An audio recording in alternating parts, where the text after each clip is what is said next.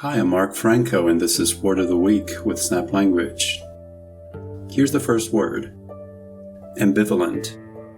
Have you ever had to make a decision and you weighed in two opposing choices and found that, either choice would be okay? Well, then you were ambivalent about it. Ambivalent. When two choices conflict with each other, you'd think it's easier to choose one, right? The alternatives are so different from each other that the choices should be straightforward. Actually, sometimes that can make it even harder to choose. Although you have conflicting choices, you could decide either way, probably because each choice has both advantages and disadvantages. You're also ambivalent when you have conflicting positions about something, or you have opposing opinions that clash with each other, but each opinion makes sense. I used to live downtown for a long time. I loved having everything nearby: stores, nightlife, people everywhere.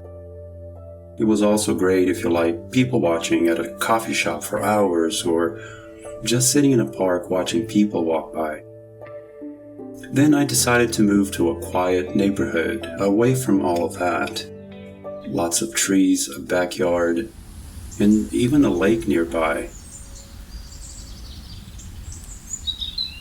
I loved living in the city, and I also loved the idea of moving to a quiet neighborhood. I felt ambivalent about moving. Ambivalent. I did end up moving. I still live here, and, I can always go into town when I feel like it, so I'm not ambivalent about it anymore. Ambivalence comes from the German ambivalenz. It uses the Latin root word ambi, meaning around or on both sides. Ambivalence is a psychological term, meaning you have conflicting feelings about something or someone at the same time. You know, when you hate someone you love, or perhaps you love vocabulary words, but at the same time you hate having to learn them. Well, you have Snap Language vocabulary videos now, so problem solved. Ambi, both, valentia, strength. Feelings of the same strength on either side. I love making videos, but sometimes I dread the idea of recording a new video because it's a lot of work. There are a lot of things to set up, and I don't have anybody to help me. Having these simultaneous positive and negative feelings about recording a video is an example of ambivalence. Sometimes when I feel ambivalent about making a new video, I need to take a break for a bit and get back to it when I feel less ambivalent about it. Ambivalent. Ambivalence. Other times I just do it anyhow because overall I enjoy creating videos. If you think the videos are coming out alright, consider sending me a cup of coffee or becoming a patron. If you're feeling ambivalent about it, that's fine too, but just remember that supporting Snap Language is cheaper than buying a politician these days. The Latin root word ambi is in ambidextrous as well. Ambidextrous. That's when you can do something just as well with your right hand as you can with your left hand. For example, if you can write neatly with either hand, you're ambidextrous.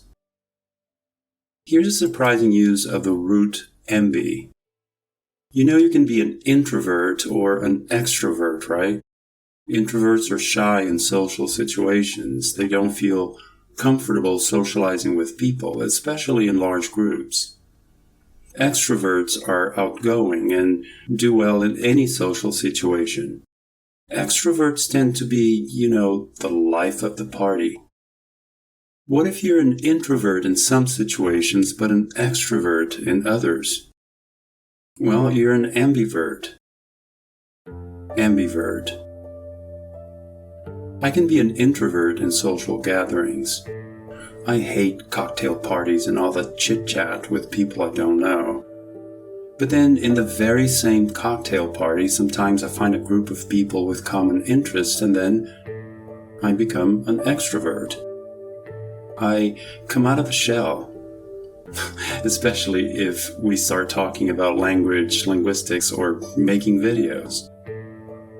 Yes, I guess that makes me an ambivert. Ambivert, someone who's an introvert and an extrovert, or somewhere in between, depending on the situation.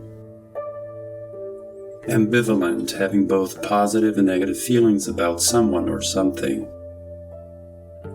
Ambidextrous, being able to use both hands equally well. How about ambient, as in ambient sounds or ambient temperature? Ambient. Oh wait, ambi means both, on both sides or around, so it can have the sense of what's around you. So ambient sounds are sounds that are all around you, they're in the environment. Like when I'm recording videos, I have to make sure the room is as quiet as possible. I don't want to record annoying ambient sounds like the air conditioner, ceiling fan, or the hum of my computer. The ambient temperature is the temperature around you. If you live in the desert, the ambient temperature outside can be very high. For me, the ambient temperature has to be a cool 20 to 25 degrees Celsius. If it's any higher, I get cranky and my brain doesn't seem to work very well. How about you? Do you enjoy hot summer days but also cold winter nights? Well, then you could say you're ambivalent about the ambient temperature you prefer. Ambivalent. Ambidextrous. Ambivert. Ambient. Bye.